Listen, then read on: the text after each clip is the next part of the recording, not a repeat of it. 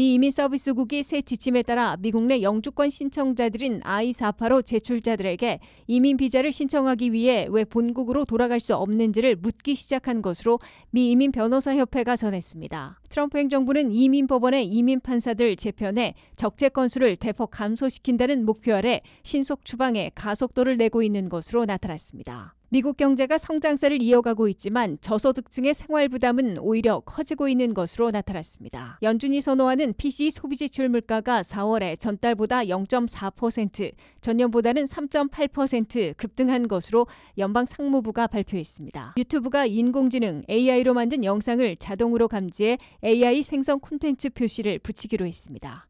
시청자 여러분 안녕하십니까? 워싱턴 뉴스 투데이입니다. 미 이민서비스국이 새 지침에 따라 미국 내 영주권 신청자들인 I-485 제출자들에게 왜 본국에 돌아갈 수 없는지, 미국에서 영주권 수속을 해야 할 상황 등을 묻기 시작한 것으로 미 이민변호사협회가 밝혔습니다. 이에 따라 I-485 제출자 등 상당수 이민 수속자들은 어떻게 답변해야 예외를 인정받아 이민 수속을 유지할 수 있을지 크게 부심하고 있다고 이민 변호사들은 전하고 있습니다. 한면태 기자가 보도합니다. 트럼프 행정부의 이민서비스국 USCIS가 미국 내 영주권 수속자들의 대다수에게 본국행을 요구하겠다는 새 지침을 실행하고 나섰습니다. 이민서비스국은 미국 내에서 이민신분 추정 신청서, 일명 영주권 신청서인 I-485를 제출한 이민 수속자들에게 새로운 질문을 하기 시작한 것으로 미 이민변호사협회가 확인했습니다. 이민서비스국이 새로 답변을 요구한 질문들 중에는 왜 이민 비자를 신청하기 위해 본국으로 귀국할 수 없는지를 묻고 있습니다. 또는 본국의 미국 영사관 수석인 CP 수석을 맡고 있는 어떤 상황이 있는지를 질문하고 있습니다. 이와 함께 이미 미국 비자가 만료된 오버스테이인 경우 왜 비자 만료 후에도 미국에 계속 머물고 있는지를 설명하도록 요구하고 있습니다. 기존의 질문들인 미국 시민권자의 가족관계 증명, 교육 수준, 영어 숙달 능력, 납세 기록, 고용 기록, 미군 복무 여부 등을 함께 질문하는 경우도 있는 것으로 이민 변호사들은 전하고 있습니다. 미 이민변호사협회는 이민서비스국이 새 지침에 따라 새로 질문을 해옴에 따라 상당수 미국 내 영주권 수속자들이 어떻게 답변해야 예외를 인정받아 미국 수속을 유지하고 있을지 크게 부심하기 시작한 것으로 파악하고 있습니다. 이민 전문 변호사들은 이민서비스국이 곧 추가 세부 내용을 공표할 것으로 보고 서둘거나 속단하지 말고 전문가들과 협의해 답변 준비에 착수할 것을 권고하고 있습니다. 미 이민변호사협회 등 이민옹호단체들과 외국인재들을 채용하고 있는 미 첨단학계는 특히 트럼프 행정부의 이민서비스국이 미국 내 영주권 수속을 계속 허용할 대상들을 보다 확대할 가능성에 기대하고 있습니다. 트럼프 대통령은 합법 이민을 통제하면서 미국에 피해를 입힐 제3세계 출신들을 억제하는 대신에 미국의 문화적, 사회적, 경제적으로 이익을 가져다주는 고학력, 고숙련 외국인재들은 우선 환영한다는 입장이라고 미 이민변호사협회는 해석하고 있습니다.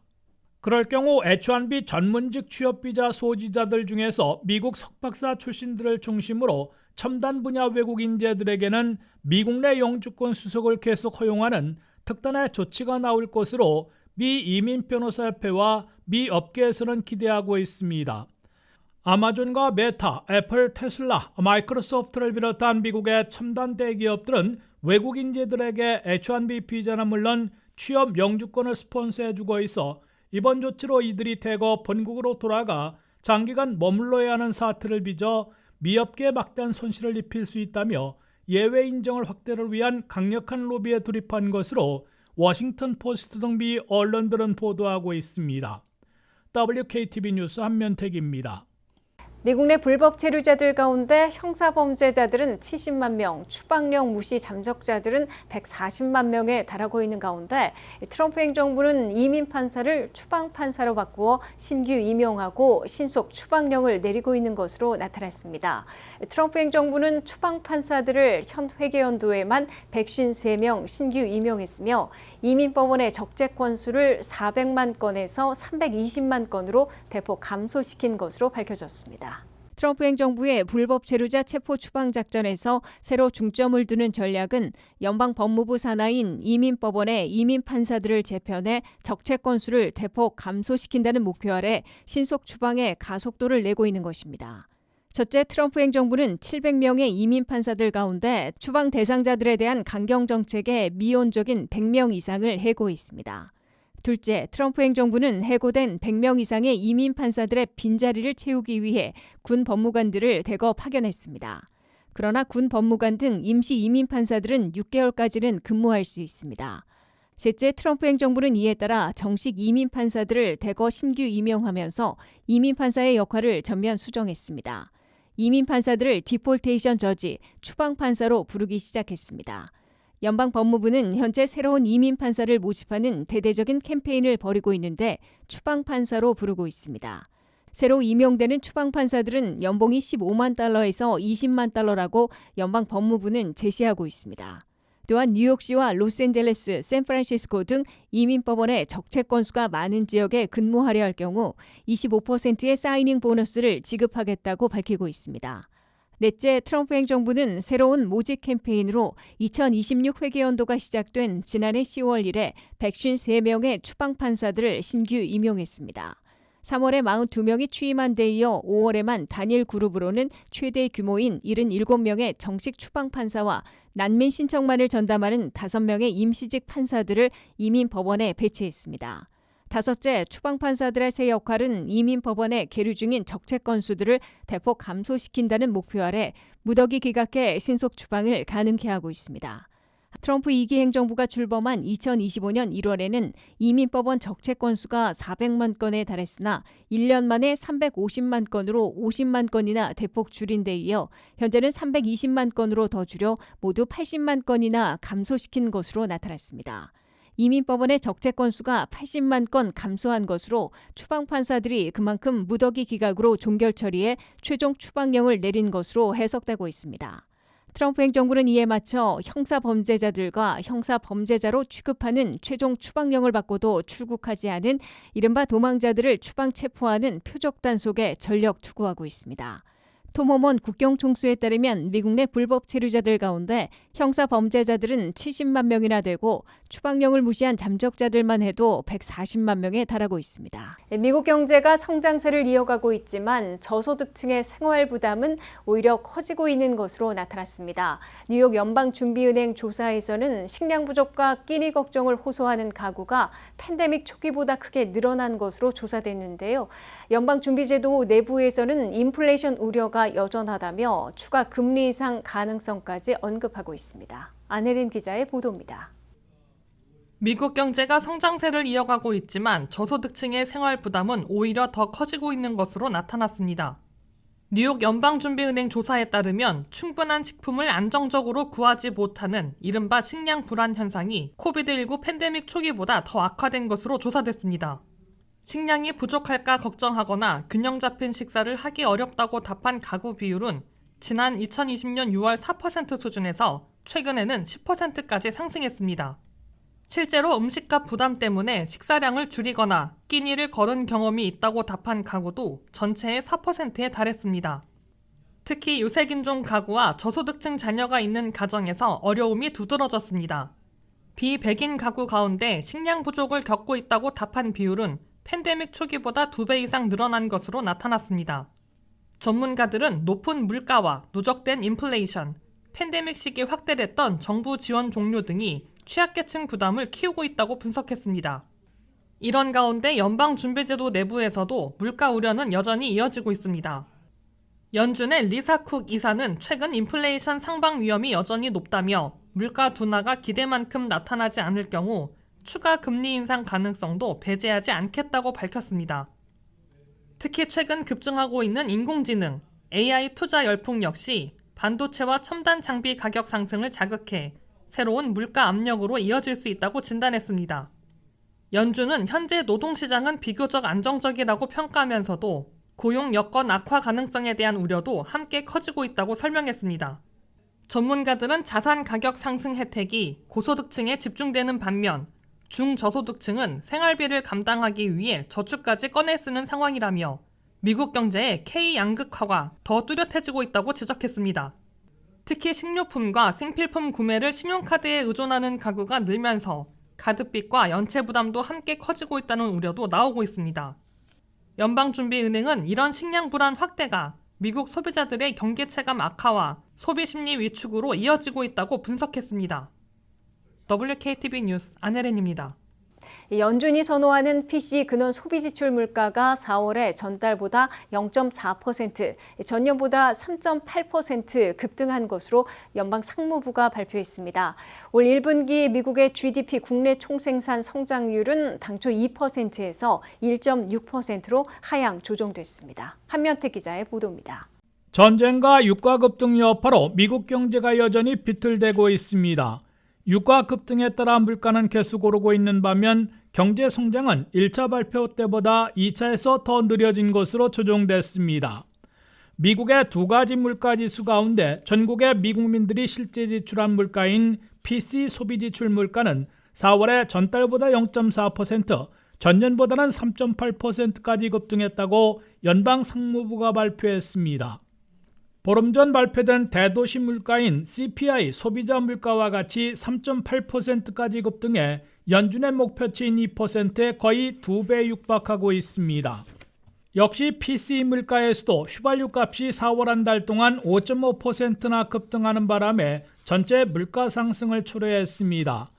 변동이 심한 식품과 에너지 가격을 제외한 코어 PC, 즉 근원 소비 지출 물가는 전달보다 0.2%, 전년보다는 3.3% 오른 것으로 상무부는 밝혔습니다. 근원 소비 지출 물가에 포함된 주거비는 4월 한 달 동안 0.6% 올라 전체 생활비 상승을 불러온 것으로 분석됐습니다. 올 1분기인 1월부터 3월까지 미국의 GDP 국내 총생산 경제 성장률은 1차 발표 때 2% 성장이었으나 2차 발표에서는 1.6%로 낮아진 것으로 연방 상무부가 밝혔습니다. 미국 경제의 버팀목이자 견인 역할을 하고 있는 소비 지출은 4월에 0.5% 증가하는 데 그쳤고 개인 소득은 제자리에서 앞으로 개선될 조짐을 보여주진 못하고 있습니다. 이란과의 전쟁이 조속히 끝나고 국제유가와 미국 내 휘발유 값이 급락해야만 현재처럼 비틀대는 미국 경제 상황이 개선될 것으로 예상되고 있습니다. 케빈 워시 신임 연준 의장이 이끌게 된 연방준비제도는 도널드 트럼프 대통령의 공개 요구인 기준금리 인하를 앞으로도 상당 기간 수용하지 못할 것으로 예고되고 있습니다. 케빈 워시 신임 연준 의장이 취임하면 기준금리를 지속적으로 내릴 수 있기를 기대하고 그를 지명했던 트럼프 대통령은 유가 급등에 따른 물가가 흔들리는 바람에 기준금리 인하를 예상할 수 없게 된 것으로 분석되고 있습니다. 경제 분석가들과 투자자들의 대다수는 케빈 워시의 연준이 올해 말까지 잘해야 기준금리를 3.50 내지 3.75%에서 동결할 수밖에 없으며 조기 종전이 안 되면 물가 급등이 악화돼 반대로 기준금리를 올려야 할 것으로 내다보고 있습니다. WKTV 뉴스 한면택입니다. 이제 유튜브에서는 AI로 만든 영상에는 직접 AI 생성 콘텐츠 표시를 붙이기로 했습니다. 딥페이크와 가짜 영상 기술이 빠르게 정교해지면서 이용자들의 혼란을 막기 위한 조치인데요. 유튜브는 규제가 아닌 투명성 강화 차원이라며 앞으로 AI 콘텐츠 표시 기준을 더욱 확대해 나가겠다고 밝혔습니다. 안혜린 기자가 보도합니다. 동영상 공유 플랫폼 유튜브는 인공지능, AI로 만든 영상을 자동으로 감지해 AI 생성 컨텐츠 표시를 붙이기로 했습니다. 지금까지는 영상 제작자가 스스로 AI를 사용했다고 밝히는 방식이었다면 이제는 플랫폼이 직접 식별에 나서는 겁니다. 배경에는 갈수록 정교해지는 AI 합성 기술이 있습니다. 예전에는 어색한 움직임이나 부자연스러운 목소리 때문에 금방 구분할 수 있었지만 최근에는 실제 사람과 거의 구별되지 않는 영상까지 등장하고 있습니다. 유명인의 얼굴과 목소리를 그대로 흉내내거나 실제 존재하지 않는 장면을 사실처럼 만들어내는 사례도 빠르게 늘고 있습니다. 문제는 이런 영상들이 단순한 재미를 넘어서 사회적 혼란으로 이어질 수 있다는 점입니다. 누군가는 이 영상은 조작이라며 명백한 증거조차 믿지 않고 반대로 누군가는 AI로 만든 가짜 영상이라도 사실이라고 받아들이는 상황이 벌어지고 있습니다. 결국 사람들 사이에서는 불신과 맹신이 동시에 커지고 있는 겁니다. 이 때문에 글로벌 플랫폼 기업들도 AI 컨텐츠에 대한 기준 만들기에 속도를 내고 있습니다. 유튜브는 실제처럼 보이는 영상이나 AI 생성 비중이 높은 컨텐츠에 더 눈에 띄는 방식으로 AI 표시를 붙이기로 했습니다. 일반 영상은 설명란 위쪽에, 짧은 영상인 쇼츠는 화면 위에 바로 표시됩니다. 반면 단순 보정이나 가벼운 편집 정도는 설명란 안에서 확인할 수 있도록 구분했습니다. 또 제작자가 억울하게 AI 영상으로 분류됐다고 판단할 경우 직접 수정 요청도 할 수 있게 했습니다. 다만 유튜브 자체 AI 제작 도구를 사용했거나 컨텐츠 제작 이력을 인증하는 국제 표준 기술인 C2PA 메타데이터가 완전한 AI 생성물임을 나타내는 경우에는 표시가 유지됩니다. 유튜브 측은 AI 표시가 붙는다고 해서 추천 알고리즘이나 수익 창출에는 영향을 주지 않는다고 설명했습니다. 핵심은 규제가 아니라 투명성에 있다는 의미입니다. 비슷한 움직임은 다른 플랫폼으로도 확산되고 있습니다. 음악 스트리밍 서비스 스포티파이 역시 최근 AI 생성 음악에 대한 자동 표시 기능을 도입했습니다. 전문가들은 앞으로 중요한 건 AI를 무조건 막는 것이 아니라 무엇이 사람이 만든 것이고 무엇이 AI로 생성된 것인지 이용자들이 구분할 수 있도록 기준과 표시 체계를 마련하는 일이라고 보고 있습니다. AI 기술이 일상이 된 시대에 결국 신뢰를 지키기 위한 새로운 규칙 만들기가 시작됐다는 평가가 나오고 있습니다. WKTV 뉴스 안혜린입니다. 이상으로 워싱턴 뉴스투데이를 마치겠습니다. 시청해주신 여러분 고맙습니다.